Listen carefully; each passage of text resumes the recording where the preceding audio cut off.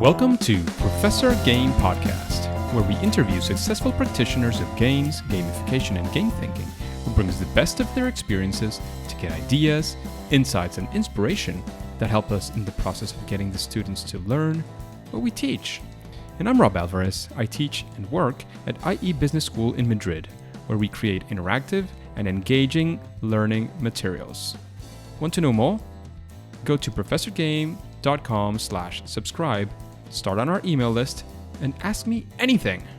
Welcome, engagers, to another episode of the Professor Game Podcast. Today we have with us Scott Kim. Scott, before we kick off, we want to know, are you prepared to engage? Let's go for it. Let's do this. Yes. Scott Kim is a co-founder of the Game Thinking Academy and an educational game designer. He's worked on titles or games that include Tetris, Bejeweled, Rush Hour, and monthly puzzles for Discover magazine. And he has degrees in music, computer science, and graphic design from Stanford University, and has a deep background in recreational mathematics. So, Scott, that's a very well summarized bio that we found of you. Is there anything we're missing from that intro? Yeah, I'll just add on that I have a deep background in puzzle design. Of course, working on some of the puzzles for Discover magazines built in there. I guess there's one other thing. I'm best known in the world for doing ambigrams, which are words written so that they read right side up and upside down. So also do a lot of art. Wow, so interesting. I had never heard of that. We could have almost a whole series just talking about that, I'm guessing, right? Yes, absolutely. So, Scott, we always like to know, what our guests are doing. What's their sort of daily life? What are the kinds of things that you're doing, and maybe on a daily basis, a weekly basis? What does a day with you look like? Yeah. So I'm a co-founder of the Game Thinking Academy. That's an online-only business. So, by the way, it didn't change during the pandemic. We were already 100% online. And as a small business owner, any entrepreneur can relate to this, I do everything. So during a typical day, it's a mix of things. I'm doing coaching, online coaching and teaching. We have regular programs where people come for online coaching on their innovation process.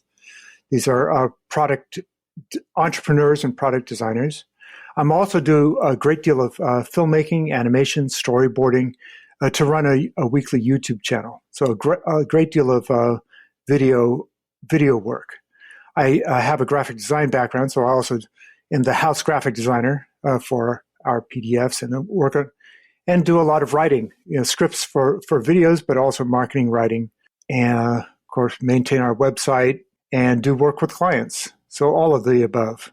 That sounds absolutely fantastic, Scott. Many things to keep you busy, keep you interested, to keep you doing good stuff, to keep moving forward with the Game Thinking Academy. That's for sure. All that variety that you get in that work is something I'm sure you don't regret.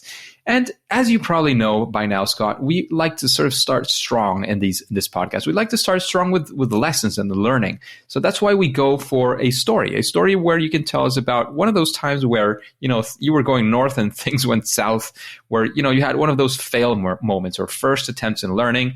And of course, we know from game thinking, failure is not final, it's not fatal. So we also want to know how you recovered from it. What did you learn from that experience? We want to be there with you in the ground level. Yeah. It's a great question. And thinking back, every project I've worked on has really informative failures. But the one that is most relevant to game thinking and has really shaped my thinking a great deal is I worked for a time with a company called Siftio. They're out of business now, and that's the failure part, I suppose. They made an electronic toy that looks like little white cubes that have screens on them. And you play by putting them next to each other. So like you could put four of them together to spell a four-letter word or, and then and shuffle them. It's a combination of electronics and a very tactile experience. And I was the creative director there for a year and a half. Now, the founders were out of the Media Lab, and the Media Lab is famous for creating some wonderfully showy projects that make great demos. But the question is always, how do you turn a demo into a product? And those are two different things. A demo doesn't actually have to sell. It just needs to impress. Dave Merrill did a demo as part of a TED Talk, and it was a super popular TED Talk because it's a fantastic looking product. So here's the failure, and it was a very interesting one. He did tons of the demos, showed it around, and he was showing it to kind of average interested customers, and everybody gave it all sorts of praise. So he got excited about that, said, we've got a big market, we should go after some big retailers. When we went after some of them. The bottom line is when it came to pull out your wallet, people were not interested. Now there's a confounding factor, which is the iPad came out at the same time. This is late 2000s. And the iPad kind of swallowed up most electronic toys and pushed them out. One of our competitors, or at the same time, sort of collegial companies was Sphero. They're still around. They managed to hold on to a niche. Here's the lesson. When you're gauging if there's a market for your product, talking to average customers is not very useful in asking them whether they'll buy it, because frankly, they don't know. It's just a different experience. My other co-founder, Amy Jo Kim, looked at their product and immediately said, oh, well, they should go after autistic kids. A very surprising response. At the time, I kind of didn't know what to make of that. But her reasoning was that autistic kids are the super fans, the high need customers who actually need the product so badly that they're already looking for it and would do anything. Well, they'd pay. Price is no object for them. Well, it does matter, but they really need it. Why go? The objection I had, and certainly was, well, but we're going after a larger market. This is a foundational idea in game thinking, and us talking about the failure of Siftio really brought home the importance of talking to the right people when you're testing a game or any product. So who we needed to go after first was people who needed it desperately. And it doesn't mean you're going to end up selling only to autistic kids, by the way, do very well with electronic toys because they're non-judgmental and patient and multisensory. So often that's a great tool for autistic kids. Interesting. Many insights in this story. One of them, of course, is the whole superfan model behind, one of the things that is behind definitely game thinking. Absolutely, it's sort of mind-blowing in that sense of saying, look, it's not just about people saying, they like it. It's about who's going to purchase it, especially when you're innovating, when you're creating something that was just not there. Something entirely new is definitely a concept that confounds many people initially, but then when you see it in action, it sort of all comes together. Then the other thing as well is about, who are that specific group of super fans, and having those insights of, in this particular case of, autistic kids could be the prime audience, saying, well, you know what, I don't necessarily have to go for the wider market, at least not initially. I need to get successful at having these people be interested in the product and get the product going, right? That's what I take a lot from that, and of course from our game thinking talks and all that we've been through as me as a coach, you of course as a co-founder in that sense. I think it all kind of ties together. Yeah, that's right. Paul Buchheit, who's an investor, says it's you really want a beachhead. You want to please a small. You want to find really intense acceptance by a small group of people first, rather than going for the larger market. He's one of the other people out there really preaching this message, and it's important. And what you do, if we had gone after autistic kids, we would have gotten tons of feedback on how to make the product better. We would have, of course, had to filter that, saying, well, yeah, but the general audience probably needs slightly different things. That's true. But we would have started with a group that would definitely buy it and use it. Absolutely, and that helps you kick off. And Scott, going, of course, because that the part of, as you were saying, the part of the failure there was, maybe the company was not able to move on with that idea. But I'm guessing, well, I'm not guessing, I know that you've been through many other successes as well. So we'd like to shift. We'd like to shift to a story of actually success, again, on the first or the nth attempt, after some iteration, maybe some smart iteration. what that story looks like. We want to be there in that story this time and maybe see some of the elements that you would credit some of that success to. Well, one of the biggest successes I had was I helped launch, I worked with the company abcmouse.com. That's an educational website for young kids 2 to 8. And they already had thousands of games and videos on their site when I joined. But the CEO told me, we want better games, because he was willing to disrupt himself. And so what I helped them do was change their process. They were used to creating games that went through the same waterfall process that their videos went through. You write a script, you throw it over the wall to the implementation team, they build it, do minor, maybe a little bit of testing, and then ship it. And they were doing games that were pretty shallow. They would kind of nudge you towards success, and they really weren't customizing the experience to the player. Now, those have value. I call them they expose you to the material, and they reinforce what you just see in the videos. But a deeper game, they really got interest, would be one that adapts. So there's a phrase in the learning world, adaptive learning. It's what any tutor naturally does, which is customize the learning to the particular learner. Absolutely. So that required a change in the process. And I was there to help them, nudge them in the right direction. The first thing is the siloed approach to building a game and handing it the waterfall method, handing it from department to department doesn't work because there's no iteration involved. And you don't get a holistic view of what you're building. So the first thing they did was they brought in some Scrum people and created small, multifunctional, cross-functional teams that included artists, designers, curriculum people. The second thing they did is they created a testing process. When I was there was no testing process at all. So the first thing I said is, we're going to do some rapid paper prototyping and put it in front of kids in like 3 weeks. At that point, I didn't even know what the games would be. They just make some math games. So I knew I hadn't actually done it before, but I knew this was the right thing to do rapid iteration and start with the simplest possible prototype. So don't even go electronic. Do it on paper. Fortunately, I was able to pair up with Diana Hughes, who graduated from the USC game design school, and that school really preaches paper prototyping. So she knew exactly what I meant.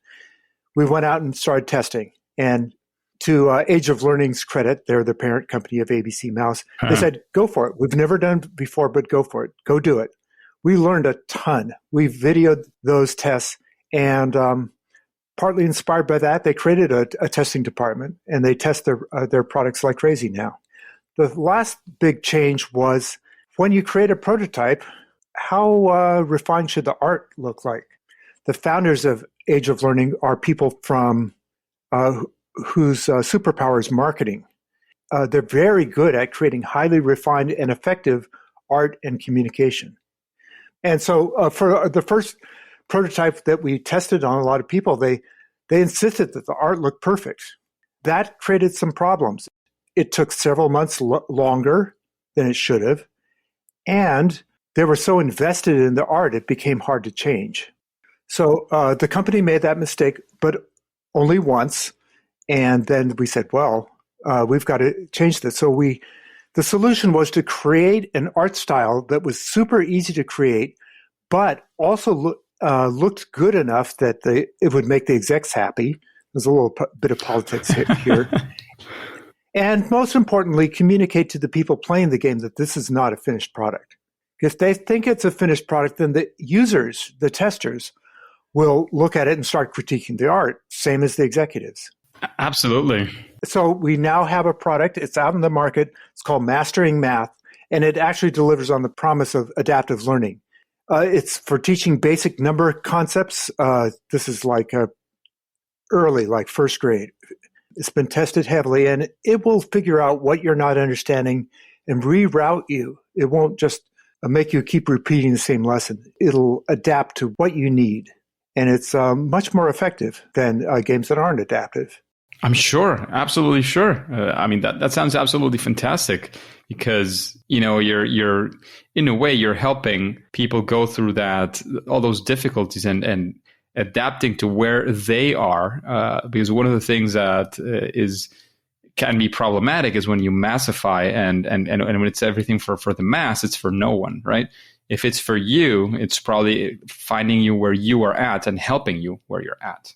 Right. It's true for any product. It's certainly true for learning products. And I'll just comment that for the company to have shifted that much is a credit to the company. That means the company was willing to learn. Absolutely. Absolutely. And it's funny, you were talking, I just yesterday finished one of my courses at the university where we were talking all about gamification, game design, and so on, how to include this in products. And one of the things that I mentioned, that I repeated like 10 times in that class, we had all sorts of bachelors from the university. It's, paper prototypes, it's not just about, the time and the money you invest in a prototype that is simple and that is not simple when you go all in into your first prototype. It's also about the emotional investment and how hard it is, because even if you feel you're the Sheldon of Big Bang Theory, even if you feel you're Sheldon and you don't have emotions, you still do. And they play their part and they're playing there. So you want to keep them in a way at bay from your product as much as you can, so you have that prototype which can be easily destroyed and learned from. And that is the learning phase from it. Right. Absolutely. Couldn't say it better. So many, many interesting lessons there. Thank you very much for your story, Scott. And we've talked about success and failure. And of course, success and failure, especially when you repeat many times, you end up coming up with a way of doing things, a process, a series of steps, we may call them. When you're approaching these problems, in education and you're thinking of using, game design strategies, of course, game thinking, how do you go about it? Can we sort of hang out in your head for a while and understand how you'd approach the solving of one of these problems these tough problems that you might find at a day of these? Sure thing. So I have a passion for mathematics education. In my bio, it mentioned recreational mathematics. That's a strange term for many people. So it's math done for fun. and yes, there are those sorts of things. And you've probably the best example of that is the card game Set, which is pretty popular. It's a purely mathematical game, and it's fun. So that sounds confounding for many of the listeners, I'm sure. But I trust Scott in this one completely. Yeah, I think of myself like a pop musician. Popular music is music. The best pop music sits right by the best classical music, in my opinion. But it's done with different criteria. It is designed to make sense to a wide audience. And, it's something you can tap your foot to and follow along. But, like the Beatles are saying, their tunes work as pop tunes, but they have much deeper resonance. And that's what I'm after. So as a puzzle columnist for Discover magazine, my job was to create puzzles that were fun to play, but also taught you about different aspects of science. So a lot of my process for creating puzzles for Discover was find a topic in science, like I got interested in how you transcribe DNA. So I read up on it and I said, okay, what's the core idea?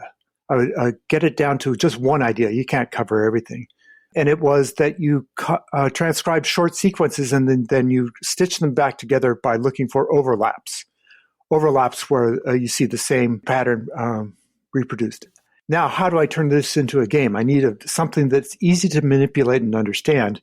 This is a visual example, so it might be a little hard to do in audio. But I guess if I were doing something that I could describe it on a podcast, I'd say, suppose I give you a bunch of words. Well, anyway, I give you a bunch of words, and some of them happen to end with the same letter as the next one begins with. So then your job is to overlap the words so that they all fit together. That's pretty easy. You look for the overlaps.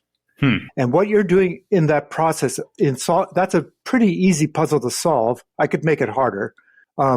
Is mentally the same thing you go through in transcribe, piecing back together a strand of DNA.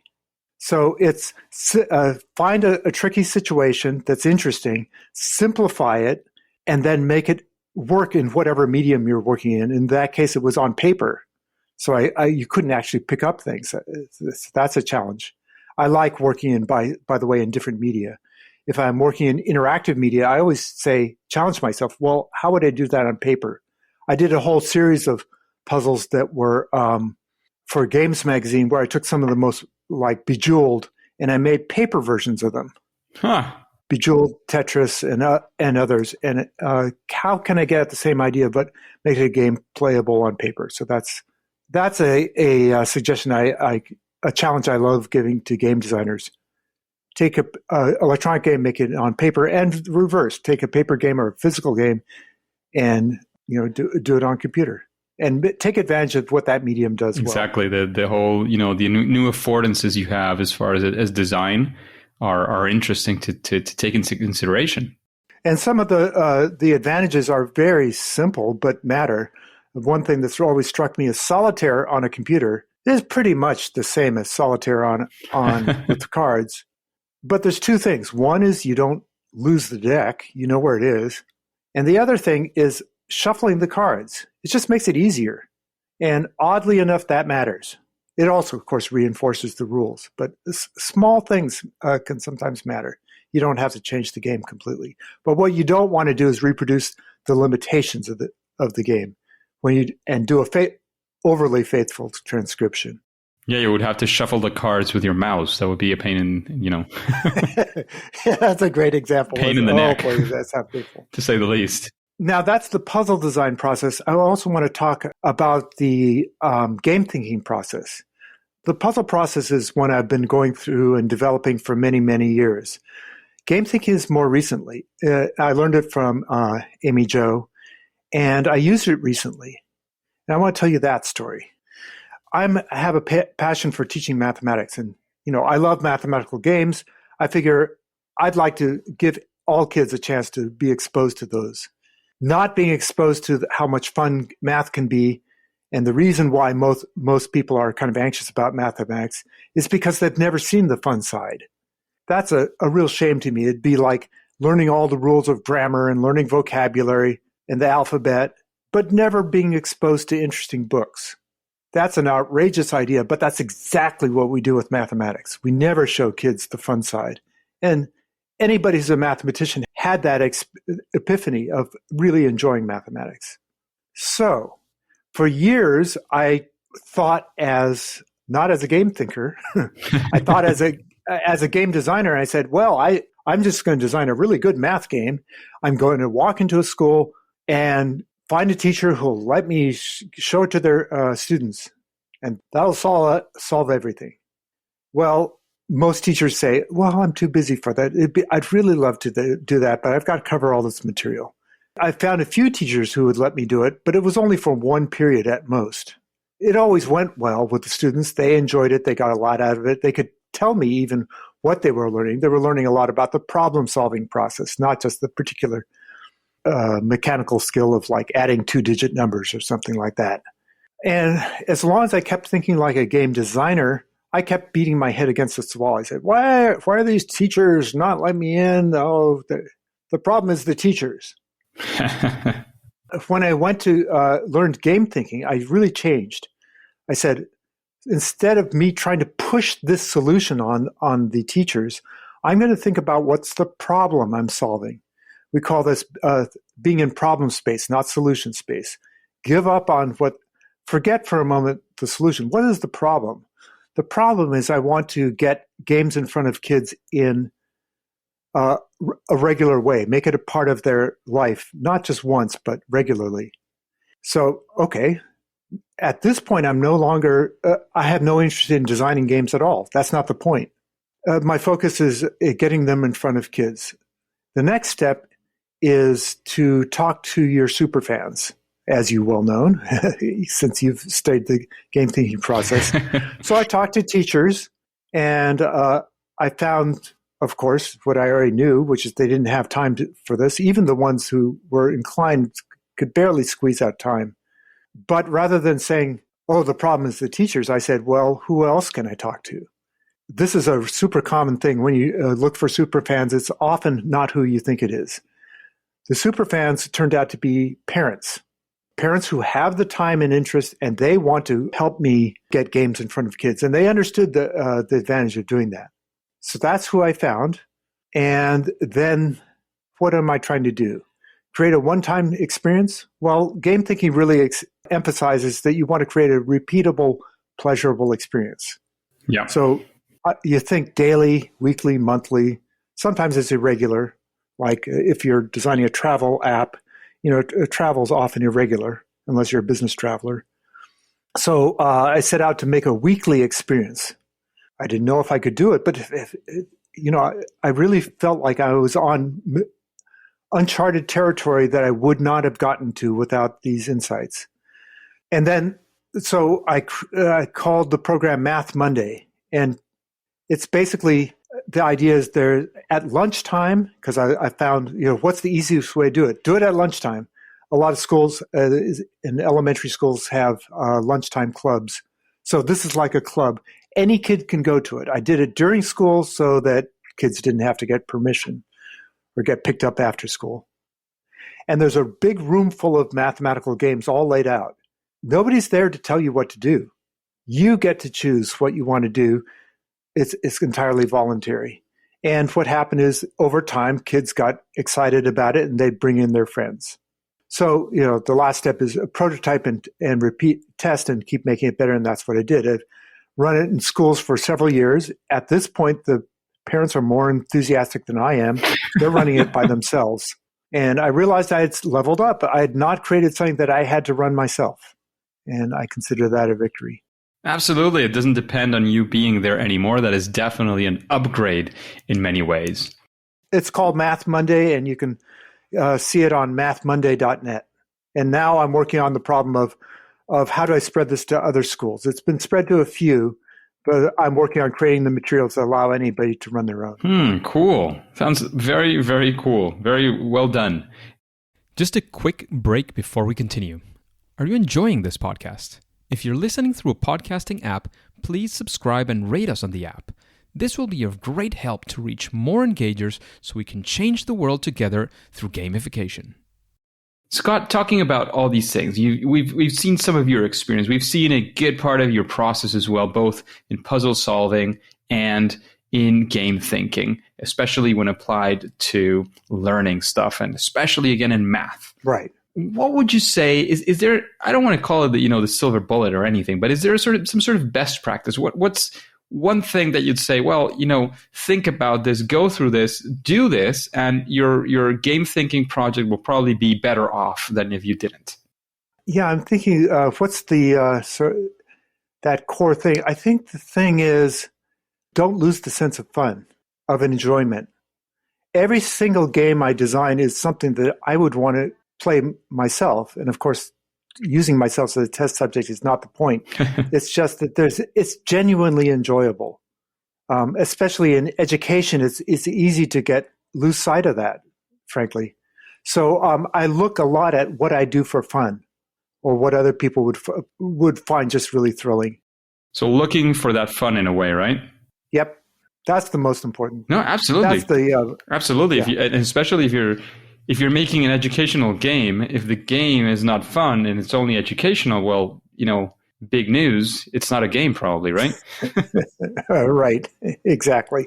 That makes a lot of sense. Thank you very much for those insights as well, Scott. And again, you know of Amy, who has also been on the podcast, your co-founder. You've probably heard a few more interviews as well. Some of the game thinking coaches have been here. Is there somebody that comes to your mind when I say, well, is there somebody that you want to hear on Professor Game? Who comes to your mind? Who's the first person that shows up there? I think it would be interesting for you to interview board game designers or people outside of electronic games. I don't know if you've done that. Yes, we have. But is there any board game designer that comes to your mind? Yeah, I think it would be interesting to interview some interesting game designers. The two who come to mind are both design cooperative games, which I think is an interesting frontier. And I wonder if you've already interviewed them. One is Dan Cook. He designs electronic games, and they're all cooperative. And he has a beautiful blog called The Lost Garden. Very articulate designer, and he designs excellent games. The other is Matt Leacock. He designed what is now a prescient game called Pandemic. Yes, love that game. We have it at home. Have you interviewed him? Neither of the two. I think we have initiated contact at some point, but it might be a good time as well to follow up. They were both absolutely fantastic. Matt is fascinating. He used to be a user interface designer. And one thing he talks about is, in many ways, game design's easier for him because he knows how to test ideas. He knows how to do paper prototypes. But with a board game, the paper prototype is the product. Absolutely. That's a hilarious way of looking at it. But he thinks deep, both of them think deeply about how to structure a cooperative game so it's going to be a good experience. Cooperative games, definitely an interesting experience, especially because I don't know if this has happened to you, but when people think of introducing games in any shape, way, or form, like the first thing that comes to mind, and this just happened in the course I happen to have finished very, very recently. First thing that comes to mind is competition. And again, games can be competitive, and that's fine, and that's motivating for certain profiles. But games don't have to be competitive in any way, shape, or form. They can be cooperative. Yes. And Pandemic is definitely a beautiful example of that. Yeah, and the formula there is that it's all the players versus the system. It's the game the world is playing right now. Yes. It's all the countries versus this virus. So it is a competition in some ways, but the point is you lose together or win together. Yes. And as long as it's a board game and not an actual pandemic, it's fun either way. Absolutely. Absolutely. It's a very fun board game. If you haven't played it, definitely I invite you to do it. I mean, maybe right now with the whole pandemic, some people, many people have lost loved ones and people who are close. Maybe it's not the best, timing, but the game itself. He's got other games that and you can look them up. Yeah, and that's exactly why I mentioned cooperative games, because especially in gamification, people think immediately of leaderboards and other competitive mechanics where only one person can win. Those do work on some people, but the truth is that the majority of play activities, let's broaden it out from games, are cooperative. Competition is actually a very small part of the world. I think of driving. Driving is a cooperative game.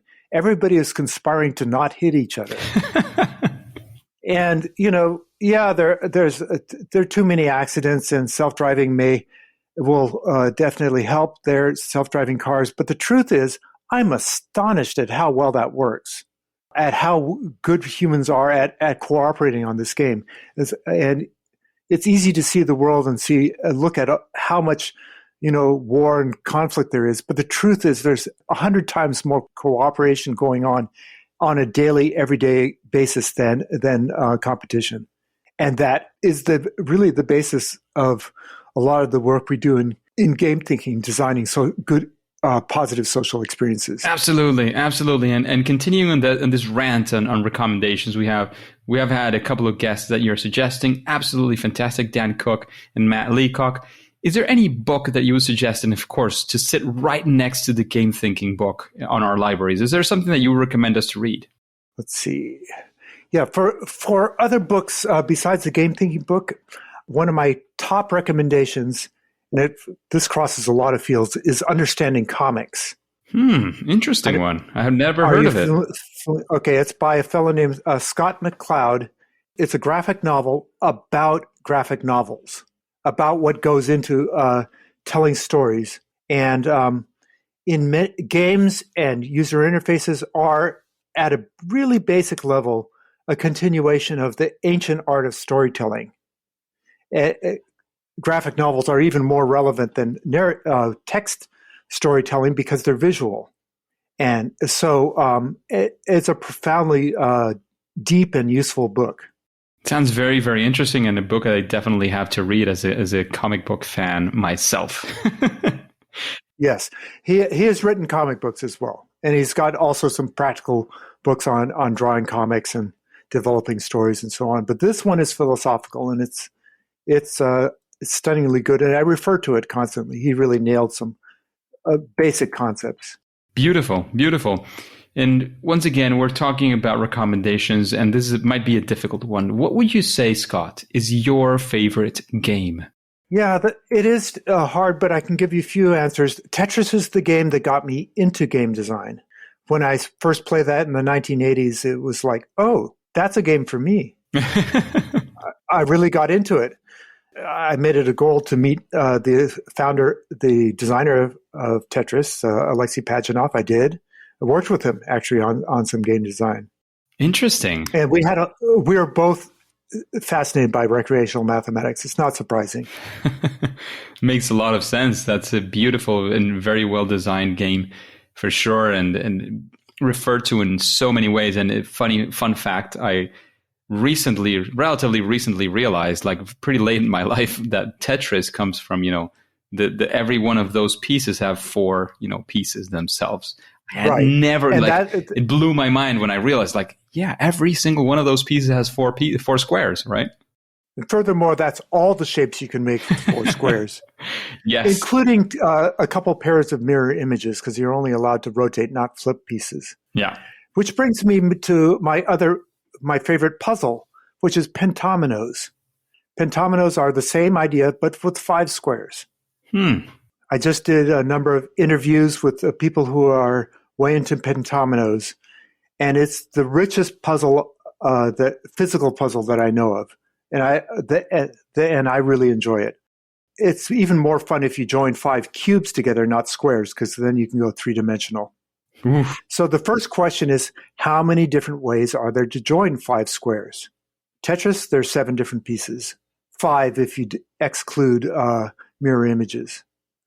And that question alone is so interesting. It's the number one educational puzzle I give to anybody, really, of any age. Kids can do it. Adults can do it. It's challenging for both. The big question is, did you get them all?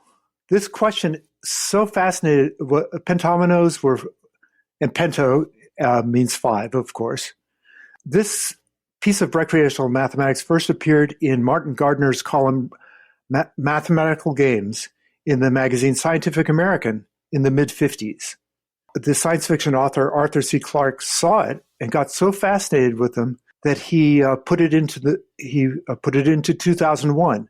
They shot a whole scene with the astronaut Dave Bowman playing against Hal with the game of pentominoes, but unfortunately that scene was cut because who's heard of that? So they used chess instead. But not to be deterred, he worked it into a future novel, Imperial Earth. And he tells the whole story of the problem I just gave you of find all the shapes with 12 squares. And by the way, I hope your listeners try that out afterwards, because it's a really worthwhile problem. Very, very interesting one as well. And finally, we would like to know, what is your superpower? That sweet spot that you can find, that thing that you do probably at least better than most. And when I say superpower, some people say, well, I'm not the only one who can do this. I say, well, Thor is not the only one who can fly, even in the Marvel universe, right? So it doesn't have to be that unique, but it's the thing that you feel that you shine most about, and they're, at least again, are better than most. Yeah, I can tell you're a comic book fan. Okay, so the thing I shine at, the first answer is puzzle design. I'm very good at that, and yes, other people do it. But the thing I really shine at is designing experiences that shift your perception and create a sense of wonder or awe. And that's what I do in my ambergram art. That's purely about that. So if this were not a podcast and we were doing it visually, I would take your name, Rob Alvarez, and right in front of you, I'd write it out so that if you turned it upside down, it would still read as Rob Alvarez. Because I've learned how to do this in real time. And it's not an automatic process. You have to do a lot of problem solving. A lot of processing, I'm sure. Yeah, that's right. So like the capital R at the beginning, I would probably turn into the 2 letters E and Z. One letter doesn't necessarily turn into the one, but the R could turn into just the Z. And I work from the outside in and match up shapes and figure out how to distort the letters. But the ambergrams came about because I was fascinated with magic and the experience of being fooled and understanding that your perception is limited. I found that philosophically really important to understand that experience is subjective. And magic really plays on that and makes you aware of it. So do optical illusions. But I found that optical illusions weren't artistically satisfying, and magic had this whole idea that you're supposed to hide the secrets. I didn't like that idea, so I wanted something that would create the same effect but was 100% transparent, and that's why I created ambigrams. So interesting. So interesting. And it's such a conversation-worthy kind of superpower. So again, Scott, thank you very much for investing your time today with the engagers. Before we let you go, is there any, quick final piece of advice you want to give the engagers? Let us know where we can find more about you, of course, about game thinking. And before we say, of course, that it's game over. So you can find out more about game thinking at gamethinking.io. My personal website is scottkim.com. My email address is scott@scottkim.com. You're welcome to contact me. And advice. If there's anything we have left outside of the plate, if not, Yeah, sure. Here's saying, if you're learning the process of either educational game design or game design, a good place to start that's, I think, a bit unusual in the curriculum is start by designing a puzzle. A puzzle is a very limited game. It's easier and faster to design generally than a whole game, because a game is a system and it requires tuning. A puzzle is more an authored experience, but it has a lot of the same elements of games. So try designing a puzzle. Just very quickly, when you mention puzzle, what exactly do you mean? Because maybe some people might be thinking automatically of the jigsaw puzzle, which I'm sure is not the case. Right. Jigsaw puzzles are not a good case because there's not much thought involved. I mean, there is strategy. Artists who create a good jigsaw puzzle art know to include interesting and very detailed all over the picture. There's a little bit of strategy. And there are crossword puzzles. And people who do it well, their skill. No, I'm talking about, a puzzle is a problem that is fun to solve. That's my definition. Okay. Meaning there's a right answer, and it's going to be it is possible to solve it, and it will get your attention right from the beginning and take you all the way through to the end. So yeah, that works. Yeah, that works. So yeah, when people think of puzzles, yes, they think of jigsaw puzzles, crossword puzzles, Sudoku. The first step, there's a little bit of detail. The first step is just to create a puzzle at all. My very first puzzle was a 3x3 crossword puzzle. And just having that experience of, I wrote out the clues. I decided what the words were. This is when I was 7, so it wasn't a hard puzzle. The problem I give people now is I say design a maze or design a Sudoku puzzle. And the first is just to do it at all. That gets you over the hump of going from I'm not a game designer to, hey, I designed a game. And then the second step is test it on somebody else. Watch them solve it and don't give them any hints. You'll learn a lot by doing that. Absolutely. The third step, though, is change something about the rules. Create your own variation. The most interesting way to do that is what's wrong with this experience? Like a maze might be tedious, so how can you make it more interesting? Sudoku, I don't know, 9x9 Sudoku takes too long, so how could you change Sudoku to be a shorter experience? I found that 5x5 Sudoku is a lot more fun. It only takes like 3 minutes to solve a puzzle, and they're more interesting. So I guess, yeah, the meta comment here is take an existing game and change it. Change one rule. See what happens. Yeah, and see what happens. And yeah, that's right. Test it, play it, see how it works. How it pans out. That's what the advice I'd give to potential game designers. Interesting. Thank you very much for all those insights, all that advice, all that experience that you've shared today with the engagers on Professor Game Podcast. However, at least for now and for today, it is time to say that it's game over. Engagers, it is fantastic to have you around. As you know, we love to have you in this podcast. And if you want more interviews with incredible guests like Scott, all you have to do is go to professorgame.com/subscribe and get started into our email list for free at no cost at all. That way, we can also be in contact.